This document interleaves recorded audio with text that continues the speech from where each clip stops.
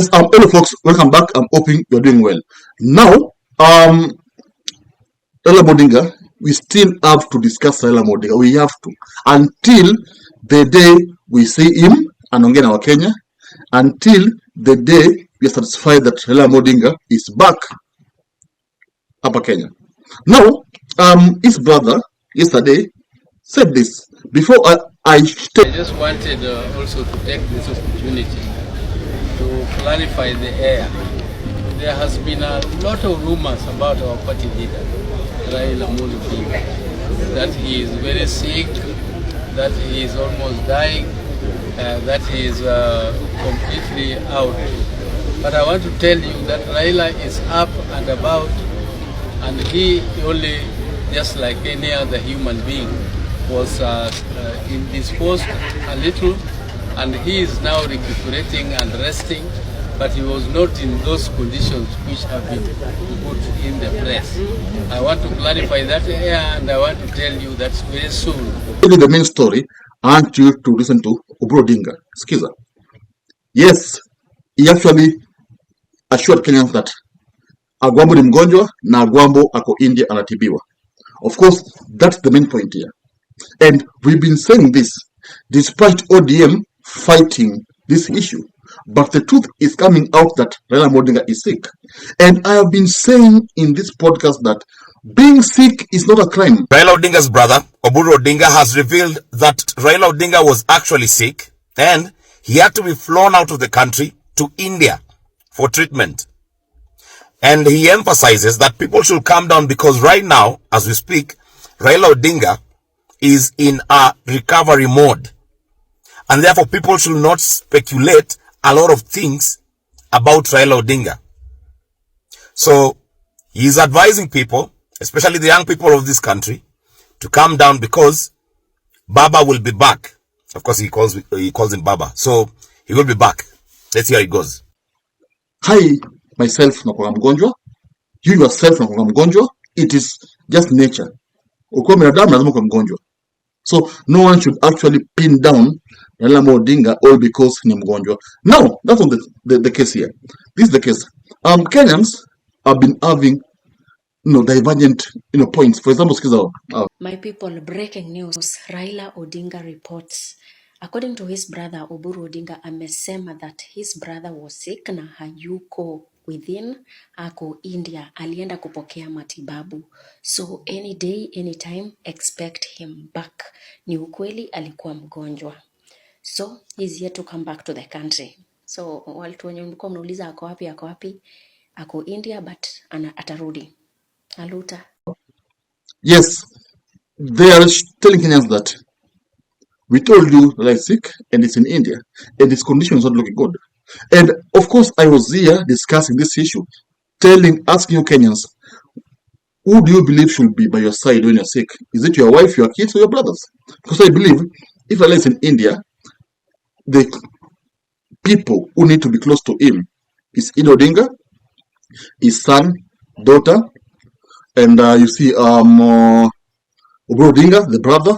I mean, his family members. Not only the supporters, the family members should be there with him. But we're seeing its family members in Kenya. So this causes more confusion. Like, why is Raila Odinga in India and his wife in Kenya? So Kenyans are asking themselves questions. What is happening with Raila Odinga? Because his wife came out. Akasema hivi. Yes, you said that Raila Odinga is just okay and Kenyans wasijali. And now Oburu is saying Raila Odinga is in India. And of course, we had another ODM MP who said that Kenyans should pray for Raila Odinga. So, which is which? My thinking is that if Raila Odinga is in India, Odinga should be with him. Yeah, because that's his wife. She should be with her husband. What do you think? That's very true. No. Let's get the video. Raila Odinga ampiga Ruto jenga. Raila Odinga amemwepa Ruto. I was seeing this coming. Nilikuwa najua Raila Odinga amekuwa mjanja kwa Ruto in the name of sickness. Raila Odinga might not be sick. He may not be sick, as many people are perceiving that Raila Odinga is sick. And maybe if he is, then ni homa kidogo tu. Lakini politically, Raila is very intelligent. Odinga has discovered Ruto hana ground. Ruto amepoteza umaarufu na time imeisha. So the only option that is remaining is only one. Time imesonga, tunakaribia uchaguzi, because as from next year we are talking, the other year we are going to elections. Kumetokea na mambo ya by-elections in the country. About 17 positions are vacant. So broad-based government is like wangefanya joint, campaign in support of broad-based candidates, either candidates wa ODM ama candidates wa UDA. Raila Odinga may discover as an intelligent politician is likely to lose because he associated himself with William Ruto. Maeneo bunge mingi ODM hujaweka candidates because Odinga ameread badala ya kuaibika after elections, waje tuwache kuweka candidates. Pili, Ruto expected Raila Odinga to support the candidates of government ama candidates wa UDA ama chama zenye ziko affiliated to William Ruto. Raila Odinga ameepa. That's another indication. Raila Odinga will reservice back after by-elections, after IBC may clear candidates, wamesubmit papers kwa IBC. Na hivyo ndio Raila Odinga is planning to do it. Yes, this now points to a different story. That Raila Odinga is just messing with Ruto. What do you think? I think the guy has a point. Yes, a very valid point. Raila Odinga is messing with Ruto. Remember, Raila is the king of comebacks. Say the king of comebacks. And that to take you back to what has been happening in Raila's political journey. Remember in 2013, when Raila lost to Uhuru Kenyatta, and people were just, people lost hope in him, and people saw him as someone who cannot win any presidency in Kenya. The point whereby even Ruto himself was used to insult Raila Odinga. Now, what Raila did, alitoka hapa Kenya, akaenda USA. Then he was there for like 6 months. When he came back, the country was just missing him. People were crying. And that's when the name Baba ilitokea. Baba, while you were away, Uhuru and Ruto did this. Baba, while you were away, pesa ilibiwa, watu waliuawa. The name Baba came from that story. And now, that the coming back made Raila Odinga very strong.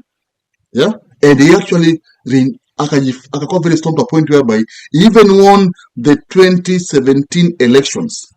And to prove it, Maraga alinalifaya kambe Uhuru Kenyatta, wewe hukushinda uliiba. Hii elections paka irudiwe. That happened. You see?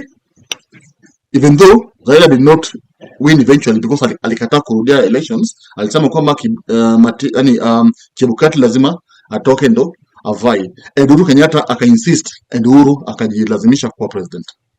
So Raila is the king of comebacks. So could this be a way of Raila Odinga disappearing? Then arudi kama amambia Ruto, man, I'm not with you. I am with Makina Kalonzo. Because you see, in politics, never say never. And in politics, you don't have permanent friends or permanent enemies. It's all about interests, benefits. Like, what will I benefit when I'm with you? Yeah. In politics, no one has in politics, hakuna urafiki. Who could imagine Uhuru Kenyatta supporting Raila Odinga? Who could imagine Ruto supporting Raila in AU? You see, in politics, there are no permanent friends. Politics is politics.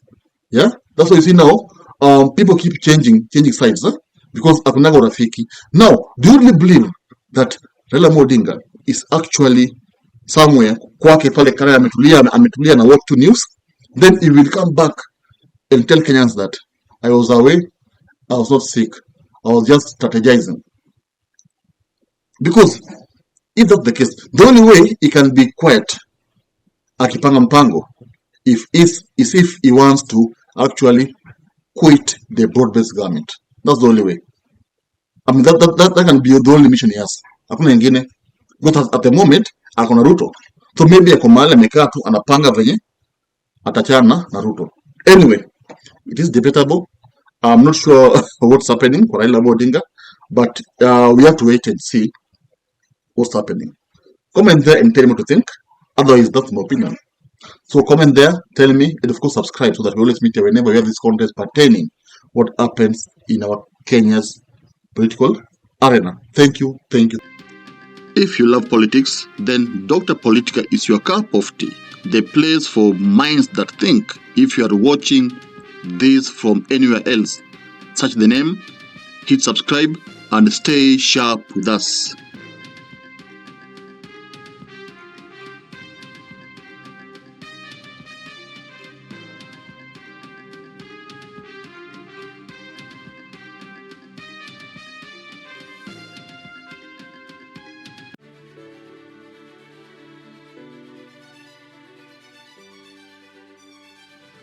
Thank you for making Dota Politica your home for fearless political truth. Every view, every like, every share fuels the fire behind the hours of research, filming, and editing we pour into each episode. By showing up consistently, you don't just support a channel, you empower a voice. In a world ruled by headlines, spin, and power games, you remind us that real people still care about real facts. We are here to inform, inspire, and ignite critical thinking, not just for today, but for generations to come. You are not just a viewer, you are the reason this platform exists.